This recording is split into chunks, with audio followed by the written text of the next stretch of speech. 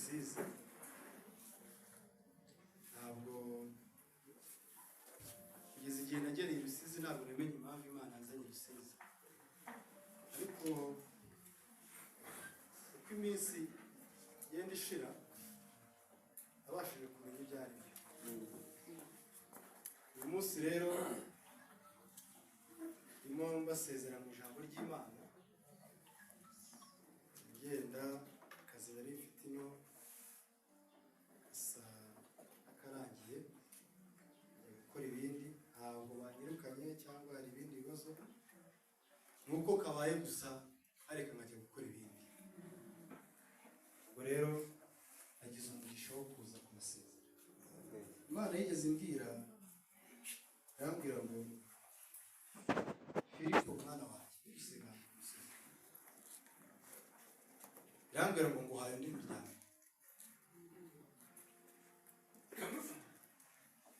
Nshaka icyo bivuze sinakimenye, ariko ngera i Rusizi nabonye umuryango,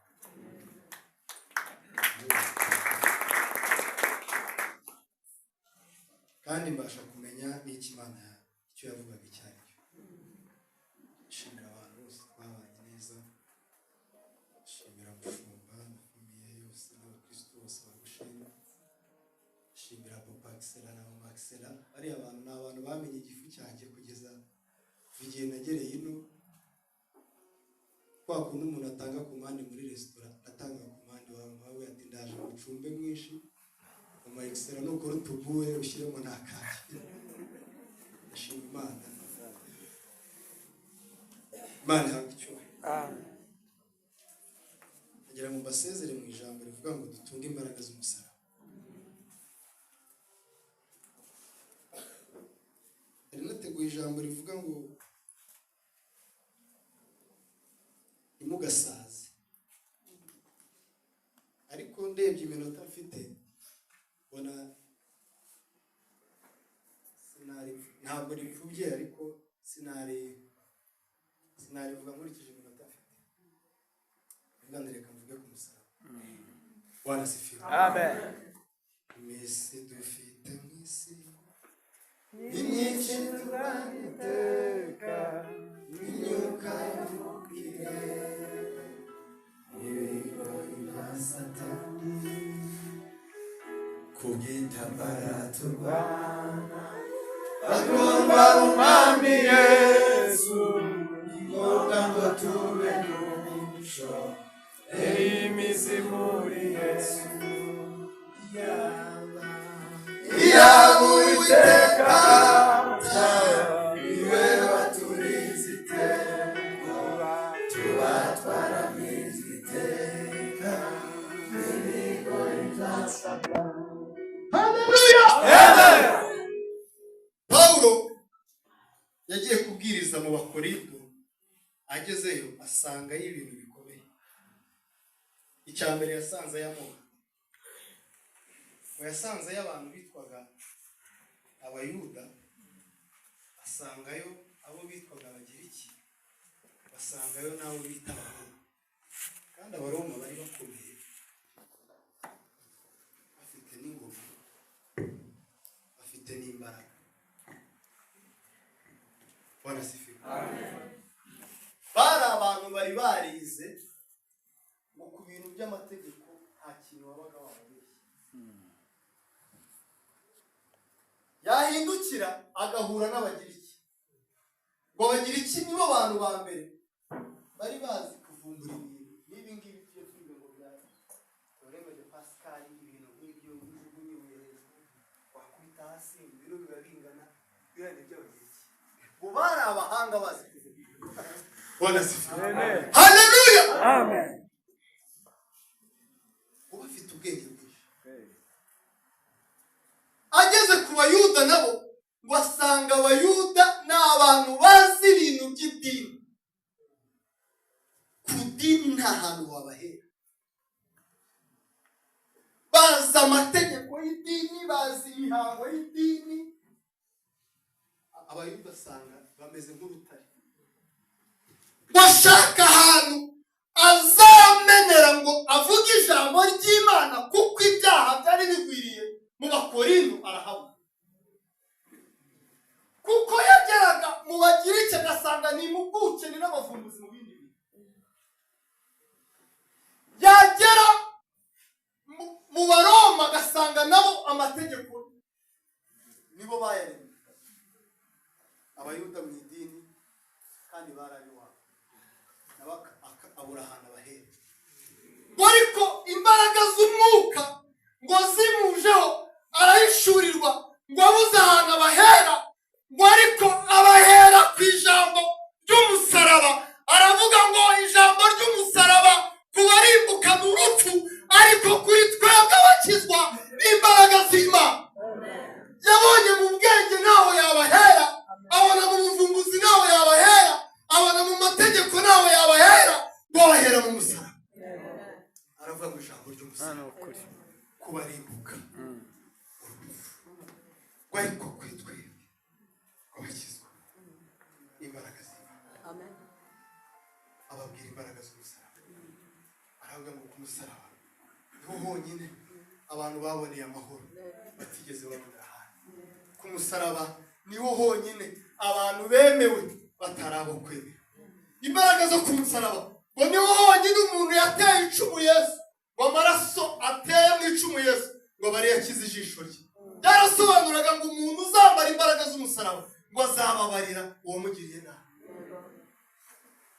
Ariko twebwe turacyavuga ku musaraba kandi turagwiza imbaraga z'umusaraba. Hari umugabo sindi umuvuga izina ariko arakomeye muri iki gihugu, afite n'amashuri akomeye. Nyuma ya Jenoside bagiye kumwereka umuntu wishe murumuna we n'abana be bose n'umugore. Warangije uwo mugabo yari yarakira imbaraga z'umusaraba.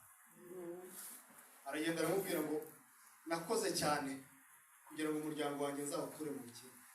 None murumuna wanjye nari naravuze ko zamwubakira inzu, abana be nkabigisha, nta mwana n'umwe uzababara ndetse nawe ntabwo azavunika. None kuko ari wowe wabatwaye nta wundi muntu nabiha, ni wowe ngiye kubiha. Yarambaye imbaraga z'umusaraba.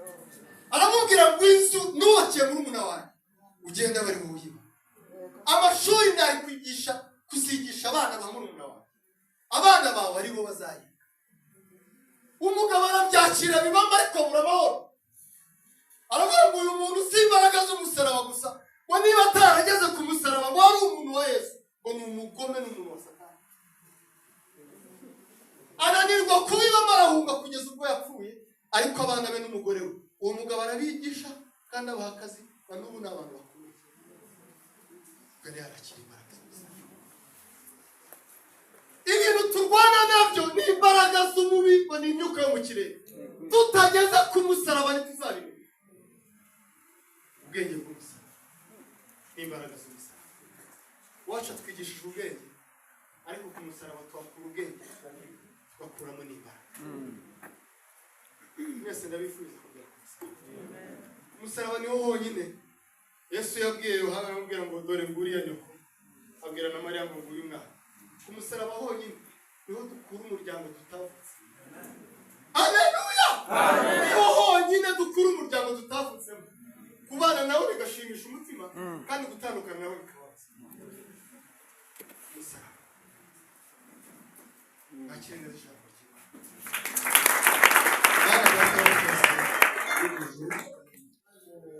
Yesu tumara mu isi imibabaro, ariko imbaraga zawe zo ku musaraba nizo zonyine zidukomeza. Nizo zonyine zituma twishima igihe tubabaye. Nizo zonyine ziduhumuriza n'igihe twabuze abo dukunda. Nizo zonyine zidufasha igihe twabuze abadufasha. Nizo zonyine ziduha imbaraga.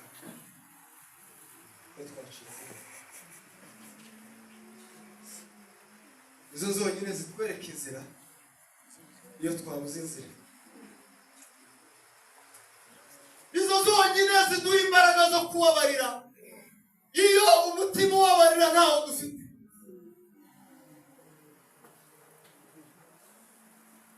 nizo zonyine zitsinda umutima ukihana,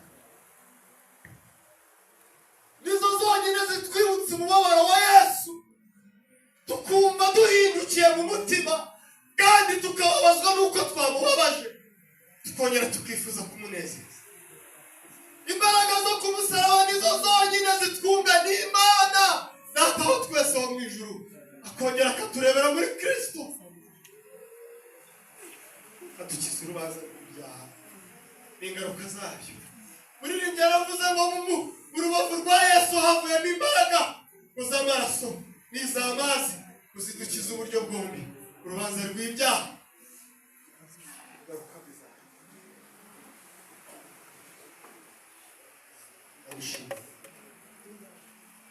Ko wera kandi utunganye, kandi utunganiye gutunganya abawe bose bifuza kuba imbere yawe no kuzaba iwawe by'iteka. Turi aha mu isi tunyuraho, muri iri gihe yaravuze ngo we are here to just sing past this. Turi aha gusa kugira ngo dutambuke, hatubere inzira yo kugera mu ijuru. Dushimishijwe n'uko uyu munsi turi kumwe, ariko nubwo tutaba turi kumwe, muri iri gihe yaravuze ngo heza ni mu ijuru. Turamushimiye ibihe byiza, ushimiye ibihe byiza wampaye i Rusizi ndi kumwe na Gosheni, kandi singiye burundu kubera ko umutima wanjye n'urukundo bisigaye aha, kandi nzi neza ko ikindi gihe n'ubundi kitari iki ngiki uzajya ubishima ko duterana. Baba babonye uburyo bageraho turi, cyangwa se twebwe twaba tubonye uburyo tugera ahangaha bari. Igikomeye ni ukuzajya ukomeza kuturinda, kandi twabonana tukabona tutishwe n'ibyaha. Rero kwambara intwaro zose z'umwuka ndetse z'urugamba kugira ngo duhagarare tudatsinzwe n'uburiganya bwa Satani. Dukomereze ku musaraba, uturinde twebwe n'ibyacu n'abacu, kugira ngo ku iherezo natwe tuzabona amahirwe yo kwambikwa ikamba ry'ubugingo. Yabasezereje abagukunda, abagushaka, abandi bose bakoze ibyo gukiranuka, uko Pawulo yavuze. Komeza uturinde. Pawulo yaravuze ngo kandi nuturinda ngo n'ingingo zacu zose zirarinda. Dukomereze mu maboko yawe, ubugingo bwacu niho tububikije, kuko niho honyine hatajya hanyeganyezwa. Umuntu yaba mu gihugu gifite imbunda zikomeye, ariko igitondo kimwe ntumenye uko bigenze, ariko mu biganza byawe niho honyine wavuze ngo uwo washyizemo ntawamupfunyuramo, kandi uwubitsemo ntawamukuramo. Aho ngaho bari bubika ubugingo bw'ababyeyi, abapapa n'abamama, abasore n'abakobwa n'abana batoya. Kandi ukomeze duhaze ijambo ryawe, itwungura ubwenge bwo kukumenya kurushaho, tubisabye Imana mu izina rya Yesu.